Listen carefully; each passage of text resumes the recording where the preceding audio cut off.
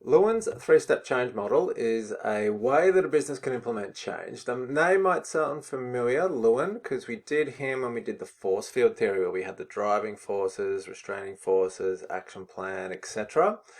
This is the same guy, and it's just sort of an extension or an addition. It's kind of what it is like a systematic process that we can follow.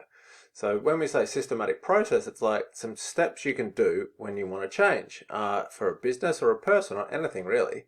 And it's a good little theory because it gives us three clear steps that we can follow to implement any change. So we'll get into like the formal description of what these steps are in other videos, but for now we'll just use a metaphor and we'll say we've got a big block of ice that we want to change. We're going to, step one, unfreeze. We're going to unfreeze the business from its current set shape or form. This business is a rectangle. We don't like that. We need to be different to succeed in the future. So we need to unfreeze. So we get a big hairdryer. We're going to melt that ice block down into a big pool of water. And now we are going to re-sculpt it into something else. So we're going to call that step two, change. Some textbooks use move, but it's the same thing. Step two, change or move. Now the ice block is melted. We can change the shape of it into the form you want. So what should we look like for the future? Now once we've done that, we then need to kind of refreeze. So we kind of need to put that new shaped block of ice, we've reshaped it and we want it to be a triangle now.